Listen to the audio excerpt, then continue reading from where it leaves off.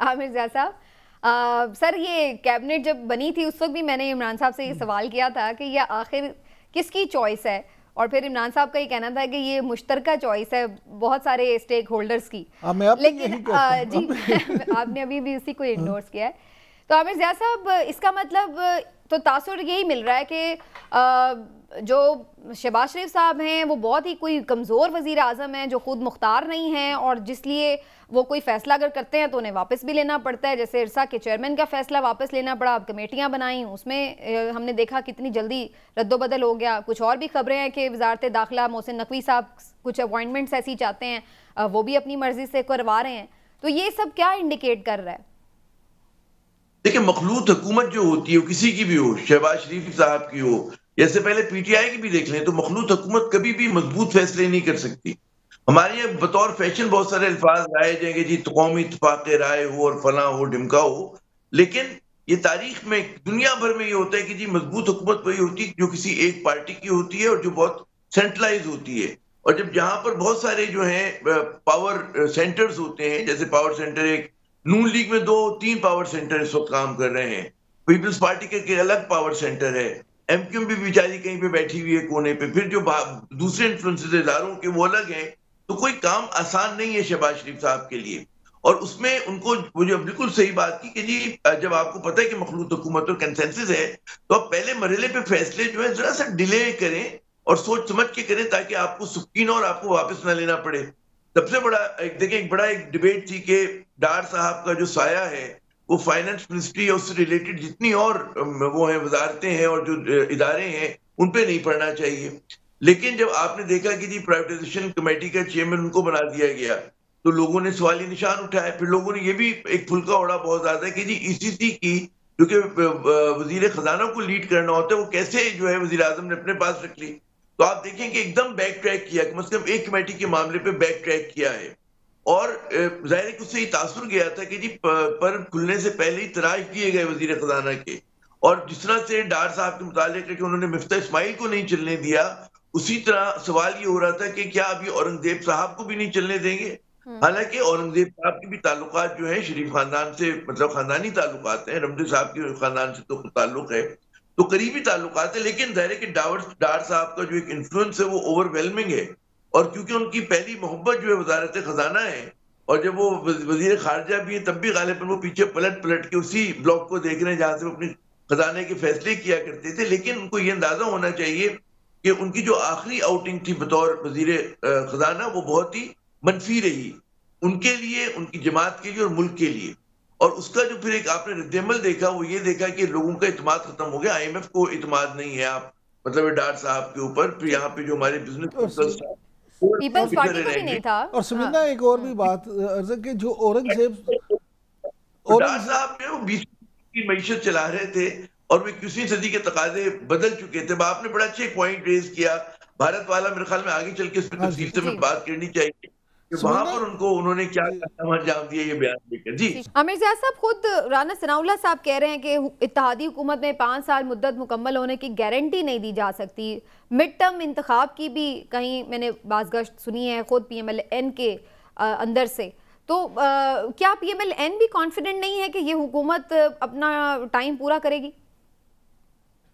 मेरे ख्याल में कोई भी किसी को भी भरोसा नहीं कि ये अपने 5 बरस पूरे करेंगे। पिछली हुकूमत जो थी पीटीआई की, उसके मुताबिक गालिबन शुरू को उसको उनको एक पीरियड मिल गया था हनीमून का, और लोगों को उम्मीद ये कर रहे थे कि गालिबन इमरान खान पहले वजीर आजम बने जो 5 बरस पूरे कर लें, क्योंकि एक सफे पे थे और जनाब गो के उनकी बड़ी लेजर थिन मेजोरिटी थी पार्लियामेंट पे उसके बावजूद। लेकिन अचानक आपने देखा कि चीजें जो है बदल गई।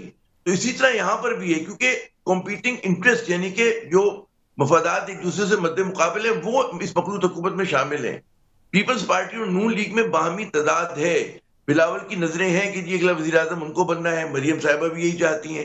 फिर एमक्यूएम का कंट्रडिक्शन खुद पीपल्स पार्टी से है, वो आपको पता है। आपको पता है कि नून लीग के अंदर खुद एक धड़ेबंदी है, उसमें भी मतलब है शरीफ फैमिली के अंदर एक कॉम्पिटिंग इंटरेस्ट है।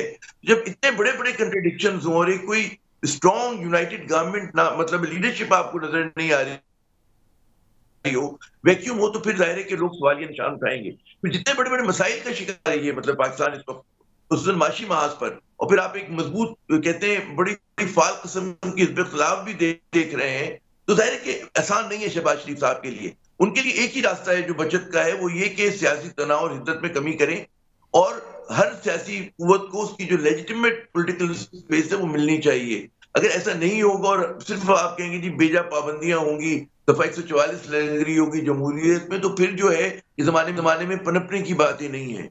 लेकिन यहाँ तो उल्टा हो रहा है आमिर ज़ाद साहब, यहाँ तो ऐसा लग रहा है कि वो लोग इन एहतजाजों से, इन तहरीकों से खौफजदा हैं कि शायद अगर ये एहतजाज फैल गए तो शायद फिर उनकी गवर्नमेंट को खतरा हो सकता है। तो इसलिए बज़ाहिर ऐसा लगता है कि पॉलिसी ये है कि ये कोई भी प्रोटेस्ट स्ट्रीट पे किसी किस्म का लोगों को आने ही ना दिया जाए ताकि ये कोई चीज़ ना फैले, फिर ही उनकी जो हुकूमत है वो चलती रहेगी। तो ये इस तरह का लग रहा है उनकी जी साहब। उसका भी तरीका ही कि आप वो वजूहात खत्म कर देंगे जिसकी वजह से लोग सड़कों पर आ रहे हैं। आप मतलब है कि जरा सा अगर आप स्पेस दे देती हैं, एंगेज कर लेते हैं, उसके बाद हो सकता है कि वो फिर मतलब है कि पीटीआई को भी अपना रवैया देखना चाहिए कि जी अगर उनको उनकी कुछ मिनिमम डिमांड्स पूरी हो जाती है, उनको एक काम करने दिया जाता है, तो वो भी बजाय जो मुसलसल तसादुम की पॉलिसी है उसको छोड़कर म्याना रवि पर आए। लेकिन ये काम उसी वक्त होगा जब अहले इक़्तिदार और जो अहले कहते हैं ना कि साहिब जो इख्तियार लोग हैं जो हुकूमत में है, वो कोई मतलब एक विजन का मुजाहरा करेंगे। बॉल जो है वो हुकूमत के कोर्ट में है, अरबाब इख्तियार के कोर्ट में है, पीटीआई के कोर्ट में नहीं है। तो ये जब तक नहीं होगा उस वक्त तक मेरे ख्याल में जो सियासी हिद्दत बढ़ती रहेगी इस मुल्क में, जो कि बड़ी खतरनाक है पाकिस्तान के लिए। आमिर ज़ाद साहब, एक तरफ हम ये भी देख रहे हैं कि पीटीआई ने भी एहतजाजी तहरीक चलाने का ऐलान कर दिया है और 30 मार्च को वो कह रहे हैं हम जलसा करेंगे, जिसकी इजाज़त अभी तक तो उन्हें नहीं मिली है और ना ही मिलने का कोई इम्कान नज़र आ रहा है। आपको लगता है कि इमरान खान जेल में हैं और बाकी भी जो सीनियर लीडरशिप है पीटीआई की वो जेल में है, इनके अलावा जो मौजूदा ग्राउंड पर इस वक्त लीडरशिप है वो कोई एहतजाजी तहरीक चलाने में कामयाब हो सकती है? देखिए पीटीआई जो है एहतजाजी मूड पे उस वक्त से जब से इनकी हुकूमत खत्म हुई है और उसके नतीजे में हमने ये देखा है कि यकीनन रौनक मेला बहुत लगा, जब जलसे जुलूस हुए, लोग आए निकले, लेकिन उससे इनको सियासी फायदा नहीं हुआ बल्कि डोर ज्यादा उलझ गई। तो मेरे ख्याल में पीटीआई के क़यादत को सोचना चाहिए कि उनकी हिकमत अमली बेशक लोगों को जोश बहुत दिलाती है और खबरों की बड़ी जीनत बनती है, हेडलाइन बनती है उससे, लेकिन फायदा नहीं हो रहा। सियासत में अहमियत जो कुर्बानी की नहीं होती है और रौनक मेले की भी नहीं होती, बल्कि सही फैसले की होती है कि आपको नहीं, लेकिन उससे एक नैरेटिव तो बना ना उनका आमिर ज़िया साहब, इतना उन्हें अगर वोट मिला है तो किस लिए मिला है? जो इन्होंने सारी अवेयरनेस दी है लोगों को, अपने बयानिए को उन्होंने लोगों में फैलाया है, तो इसीलिए लोगों ने उनका साथ दिया है। चुप करके बैठ जाते तो कौन इनके साथ खड़ा होता? देखिए चुप एक होता है ना कि एक होता है तसादुम की, यानी कि सड़कों की सियासत, और एक होता है कि आप बयानियां बना रहे हैं और बयानियां बनाने के अब आजकल के जदीद दौर में बहुत सारे तरीके हैं जो पीटीआई के पास हैं, सोशल मीडिया पे इनकी डोमिनेंस है। तो जरा सा अगर ये कहते हैं ना कि दुश्मन चुनने में जरा सा उसका ख्याल करें, मतलब सोच समझ के करें। वो ये रहा है कि इनकी तनकीद से और उनकी महाजराई की सियासत से मसाइल जो है उनके बढ़ रहे हैं और उसका फायदा जो है बाय डिफॉल्ट और जो हुआ है वो पीएमएल नून को हुआ है, पाकिस्तान पीपल्स पार्टी को हुआ है।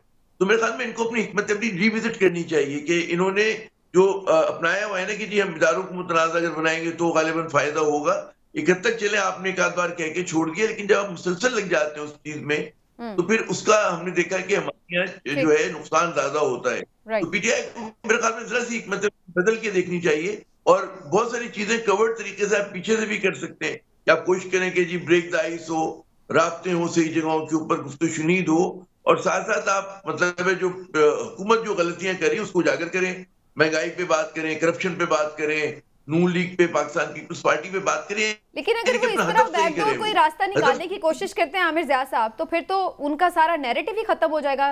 वो यही तो कहते हैं कि हमने डील नहीं करनी, तो इसका मतलब तो यही हो जाएगा कि फिर वो डील कर रहे हैं बैकडोर बात करके। वो अगर कोई कॉम्प्रोमाइज नहीं खत्म होगा, क्योंकि देखिए जो पीटीआई का मौका तो हमें पीपल्स पार्टी और नून लीग से बात नहीं करनी, बात करनी है।